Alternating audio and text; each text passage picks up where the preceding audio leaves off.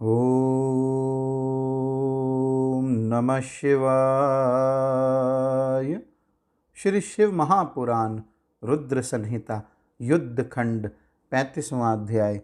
सनत कुमार बोले, हे व्यास, वहाँ स्थित होकर उस दानवेंद्र ने अत्यंत बुद्धिमान एक महान दैत्येश्वर को दूत बनाकर शिवजी के समीप भेजा।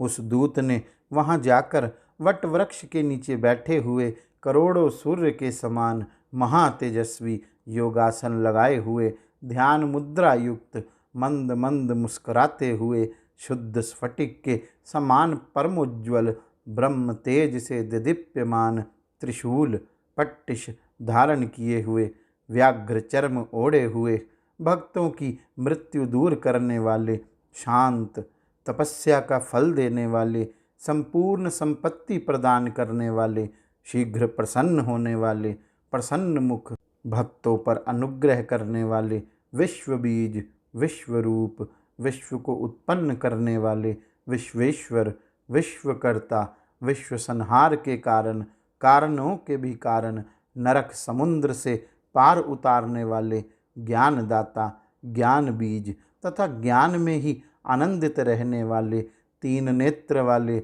सनातन उमापति विश्वनाथ को देखा। उस दानवेश्वर के दूत ने रथ से उतरकर कुमार सहित शंकर जी को देखकर सिर झुकाकर प्रणाम किया। उनके बाईं ओर विराजमान भद्रकाली तथा उनके आगे स्थित स्कंद को भी प्रणाम किया। उसके बाद काली शंकर एवं स्कंद ने लोक रीति से उसे आशीर्वाद दिया। इसके बाद सकल शास्त्रों का ज्ञाता शंखचूड़ का वह दूत हाथ जोड़कर शिव को प्रणाम करके उत्तम वचन कहने लगा। दूत बोला, हे महेश्वर, मैं शंखचूड़ का दूत यहाँ आपके पास आया हूँ। आपकी क्या इच्छा है उसे आप कहिए। सनत कुमार बोले, शंखचूड़ के दूत की बात सुनकर प्रसन्नचित्त भगवान महादेव ने उससे कहा। महादेव जी बोले, हे महाबुद्धिमान दूत, तुम मेरे सुखदायक वचन को सुनो और विचार करके मेरे वचन को निर्विवाद रूप से उनसे कह देना। समस्त धर्मों के ज्ञाता तथा जगत के निर्माता ब्रह्मा धर्म के भी पिता हैं। उनके पुत्र मरीचि तथा उनके पुत्र कश्यप कहे गए हैं। दक्ष ने उन कश्यप को अपनी 13 कन्याएं प्रसन्नता के साथ प्रदान की। उनमें एक दनु नाम वाली थी, साधु स्वभाव वाली। वह उनके सौभाग्य को बढ़ाने वाली थी। उस दनु के परम तेजस्वी 4 दानव पुत्र हुए। उनमें एक विप्रचीति था जो महाबलवान एवं पराक्रमी था। उस विप्रचीति का धार्मिक तथा महाबुद्धिमान दानवराज दंभ नामक पुत्र हुआ। तुम उसी के श्रेष्ठ धर्माता पुत्र तथा दानवों के राजा हो। तुम पूर्व जन्म में श्री कृष्ण के पार्षद परम धार्मिक एवं सभी गोपों में मुख्य थे, किंतु इस समय तुम राधिका के शाप से दानवेंद्र हो गए हो। यद्यपि तुम दानव योनि में आ गए हो, किंतु वास्तव में दानव नहीं हो। इस प्रकार अपने पुराने जन्म का वृतांत जानकर देवताओं के साथ वैर त्याग दो। तुम अपने पद पर स्थित रहकर राज्य का आदर पूर्वक सुखोभोग करो। देवगणों से अधिक द्वेष मत करो एवं विचार पूर्वक राज्य करो। हे दानव, देवगणों का राज्य लौटा दो और मेरी प्रीति की रक्षा करो। तुम अपने राज्य पर स्थित रहो और देवता भी अपने पद पर स्थित रहें। सामान्य प्राणियों के साथ भी विद्वेष करना बुरा होता है। फिर देवताओं से विरोध का तो कहना ही क्या। वे सब कुलीन शुद्ध कर्म करने वाले तथा कश्यप के वंश में उत्पन्न हुए हैं। ब्रह्म हत्या आदि जो कोई भी पाप है, वे जाति द्रोह जनित पाप की 16वीं कला की भी बराबरी नहीं कर सकते। सनत कुमार बोले, हे व्यास, इस प्रकार शंकर ने उत्तम ज्ञान का बोध कराते हुए श्रुति एवं स्मृति से संबंधित शुभ बातें उससे कही। तब शंखचूड़ के द्वारा शिक्षित तथा तर्कविद वह दूत होनहार से मोहित होकर विनम्रता पूर्वक इस प्रकार यह वचन कहने लगा। दूत बोला, हे देव, आपने जो वचन कहा है वह अन्यथा नहीं है, किंतु मेरा कुछ तथ्यपूर्ण एवं यथार्थ निवेदन सुनिए। आपने अभी जो कहा है कि जाति द्रोह महापाप है, हे ईश, क्या यह असुरों के लिए ही है, देवों के लिए नहीं? हे प्रभु, इसे बताइए। यदि यह सबके लिए है तो मैं विचार कर आपसे कुछ कह रहा हूँ, आप ही उसका निर्णय कीजिए और मेरा संदेह दूर कीजिए।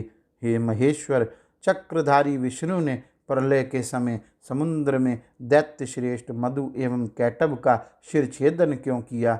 हे गिरीश, यह तो प्रसिद्ध है कि देवताओं के पक्षधर आपने युद्ध में त्रिपुर को भस्म किया, तो ऐसा आपने क्यों किया? विष्णु ने बलि का सर्वस्व लेकर उसे पाताल लोक में क्यों भेज दिया? सुतल आदि लोक का उद्धार करने के लिए उसके द्वार पर गदा धारण कर क्यों स्थित हैं?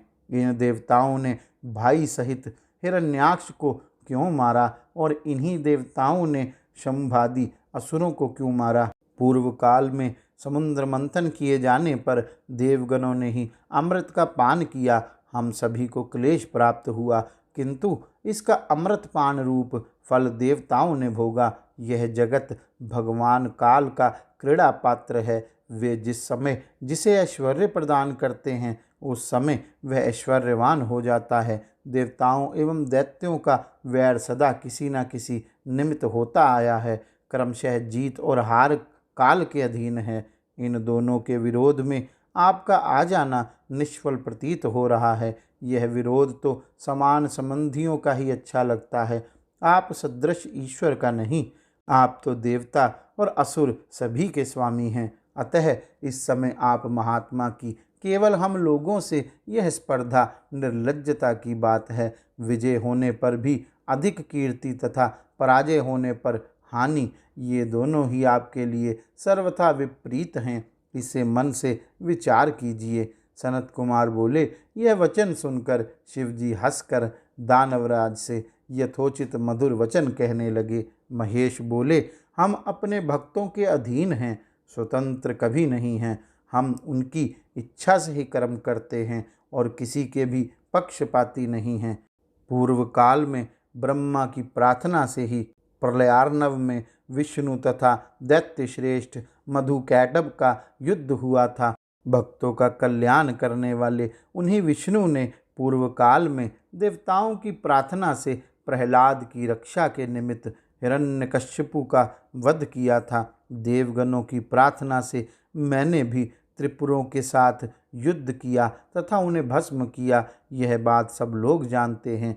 पूर्व काल में देवताओं की प्रार्थना से सबकी स्वामिनी तथा सबकी माता ने शुंभ आदि के साथ युद्ध किया और उन्होंने उनका वध भी किया। आज भी सभी देवता ब्रह्मा की शरण में गए और देवता सहित विष्णु ब्रह्मा मेरी शरण में आए। हे दूत, देवताओं का स्वामी मैं भी ब्रह्मा तथा विष्णु की प्रार्थना के कारण युद्ध के लिए आया हूँ। हे दूत, शंखचूड़ से कहना कि तुम महात्मा श्री कृष्ण के श्रेष्ठ पार्षद हो। पहले जो जो दैत्य मारे गए उनमें कोई भी तुम्हारे समान नहीं था। हे राजन, देवताओं का कार्य करने के लिए तुम्हारे साथ युद्ध करने में मुझे कौन सी बड़ी लज्जा है। देवताओं के कार्य के लिए मैं ईश्वर विनय पूर्वक भेजा गया हूँ। अतः हे दूत, तुम जाओ और शंखचूड़ से मेरा वचन कह देना कि मैं तो देव कार्य अवश्य करूँगा, उसे जो उचित हो वैसा करे। ऐसा कहकर महेश्वर चुप हो गए और शंखचूड़ का दूत उठा और उसके पास चला गया। इस प्रकार श्री शिव महापुराण के अंतर्गत द्वितीय रुद्र संहिता के पंचम युद्ध खंड में शंखचूड़ वध के अंतर्गत शिवदूत संवाद वर्णन नामक 35वां अध्याय पूर्ण हुआ। गौरी शंकर भगवान की जय। ओम नमः शिवाय।